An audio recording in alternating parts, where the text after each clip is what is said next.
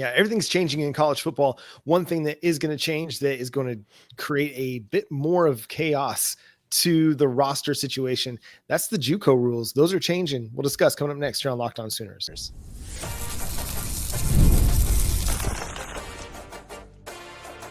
You are Locked On Sooners, your daily podcast on the Oklahoma Sooners. Part of the Locked On Podcast Network, your team every day.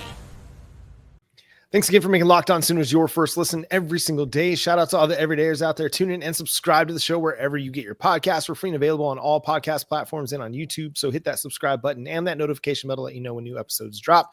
Part of the Locked On Podcast Network, your team every day. Jay, the JUCO rules are changing. This could affect one number of players, really. And in particular, it's going to affect Davin Sears, defensive tackle for Oklahoma, who played in just 4 games, 31 snaps this year, had initially been planning to go and try to make his way into the NFL or the pro ranks, but is going to come back for another season after a court ruled and issued an injunction to the NCAA allowing for JUCO players to get an extra year of eligibility for 2025 if they haven't used up all their eligibility at the NCAA level. Yeah, it looks like the NCAA has decided to go ahead and give a waiver, allowing these players to go ahead and wipe off their JUCO stuff while they're in the middle of litigation and, appealing said injunction that Diego Pavia got, the quarterback at Vanderbilt. Now, we all know that Alabama fans are shivering right now with the thought of Diego Pavia making a valiant return. Same thing with Auburn. They don't want to deal with him. Mm-hmm. Auburn don't want to deal with that either. So you got the whole state of Alabama like, no. But no, Diego Pavia's fight mainly was for the uninitiated. His whole purpose was that because he was in JUCO, he didn't get the opportunity to take advantage of NIL like he is at this level.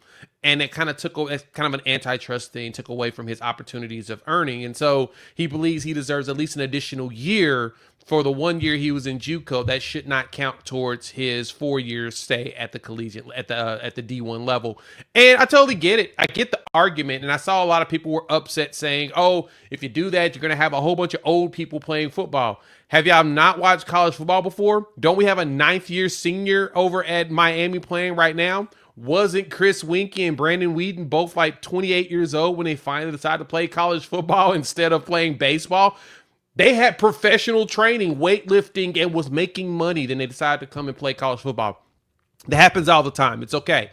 You're not going to get a lot of dudes like that because at a certain point, teams, if a team is dumb enough to go ahead and take a player like that, pay them for them to not really perform for them, why should we stop them from being stupid? I personally believe they should go ahead and get the opportunity to make as many mistakes as possible, just like I like the fact that these players get paid.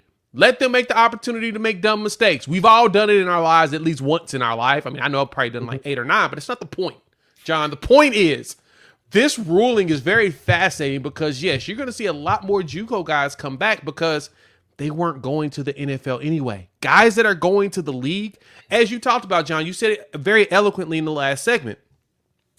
The NFL draft order always changes based upon the talent each year. There's some years you'll see like 8 or 9 quarterbacks be ready for the draft and only one of them get drafted in the first round. Another year, you'll see 5 and all of them go within the first 10 picks. It's all about what the talent looks like. And right now with the NFL draft, this year, it's not as quarterback heavy as it normally would be.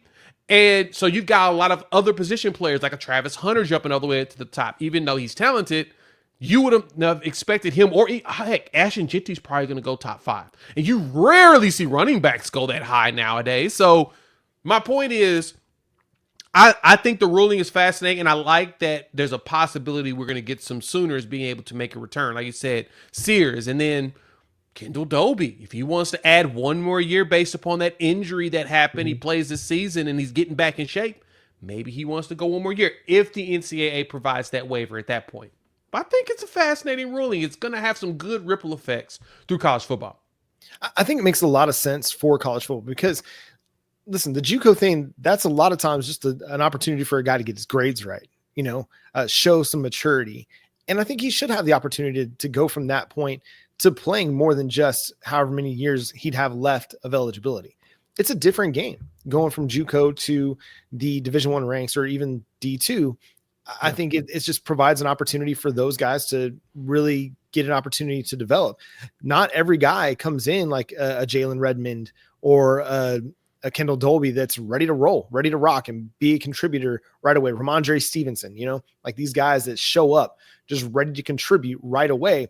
That's not the case for everybody. Some of those guys are going to need a year or two to develop and then become a productive part of the team. So I think it's an encouraging rule. I think it's a pro player rule. Now, the ripple effect that it's going to have is, again, you're going to be limited on roster spots, and that's going to change the dynamic a little bit as well. So even as the portal becomes a part of, our college football worldview, some of that's going to be limited. You're not going to be able to go into the portal every year and bring in 10 to 15 guys. Nope. You might have some JUCO guys sticking around. Same with the high school recruiting ranks. All of this stuff is changing and transitioning to where, before you were taking classes of 25 kids, that may not be the reality moving forward. You might just be seeing 18 to 20 on a regular basis, where they're trying to still prioritize recruiting the high school ranks, but also understand, hey, we're going to bring a few guys in via the portal. So it's going to be an interesting dynamic to see how it evolves over the next few years, because everything is changing. And the way that teams are going to construct their rosters, especially in the revenue sharing era, it's going to be different.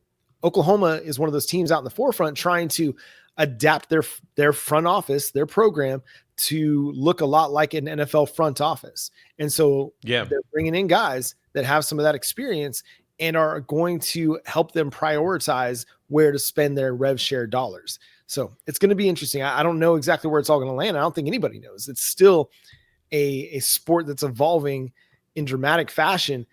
The SEC is unhappy about the playoff. The Big Ten is unhappy about the playoff. Everybody wants to see either more teams or guaranteed spots. And so there's no telling where this all ends, but we're in the midst of a big, big shakeup. And I think the JUCO eligibility rules changing, I think, is a positive, at least for the JUCO players. Now, will it be? 100% agree. I don't know. Yeah, no, I 100% agree with you there. This was definitely a plus for the collegiate athlete, because their time is limited. Where people are trying to pretend and make it seem like, if they go to JUCO, they're going to come in and they're going to be really old age. JUCO's 2 years. That's it. You're getting 2 years out of it. If you're redshirt at JUCO, you're probably never going to make it up at the next level. So that's typically what happens. It's not a guarantee that these guys are going to get that chance. I mean, you've seen some schools that may have lived in the JUCO world. Maybe Nebraska goes back to what they used to do back when they had the gray shirts, and they used to go pull guys from Texas and from all around and have JUCO players just kind of sitting in the wings ready to play and, warming up in the little Dutch oven. You can do that, but most teams are, especially nowadays, these coaches are looking at ways to win now. And the best way to win now is to flip your entire roster in the transfer portal. So most players that will be jumping in the portal, honestly, like this year, John, I've noticed most of them are dudes from teams where their coaches have left. And they're just like, well, I'm going to go find me a new home, or at least go explore and see what's out there. Or I may follow my coach. You're seeing a lot of that. And you're seeing a lot of players that are older, that have jumped from 4 or 5 schools, that are realizing that, no chance of making the NFL, so let me go ahead and make this money now, get this degree or these couple of degrees. I have a couple of degrees. I'll have a couple $100K sitting in the bank, and then I can go start a business. I can go train with folks. I can go be a coach. Because I think that's the one thing that a lot of people fail to realize, too, is that when you go in as a graduate assistant in a lot of these jobs, unless you've got like family or reserve money sitting, you broke. They're not making much money as these graduate assistants, so they're working for pennies and they're picking up 2 and 3 jobs, but you ain't got that kind of time. That means you have no life. I mean, literally, you have to eat, sleep, and breathe the game. So some of these players are going to get that opportunity to be graduate assistants in other places with some money sitting in the bank, and they can go ahead and live off of that while they pursue a career in coaching if they go to these camps in the NFL and it doesn't work out. And that's okay. There's nothing wrong with that. Let's get to that point. Let's see what it looks like, but it's not going to be as wild as everybody thinks it's going to be. Yeah, it's not. And Oklahoma might not even be done in the portal. I know we've kind of talked about this portal class and how it isn't necessarily as strong, but there's still talent available, and Oklahoma might still be looking to add some guys. The playoff is still ongoing. There might be more players in the portal here in the next few weeks that Oklahoma might want to attack and try and recruit. So But are there targets out there now? Let's discuss a few of those guys that might make sense for the Oklahoma Sooners.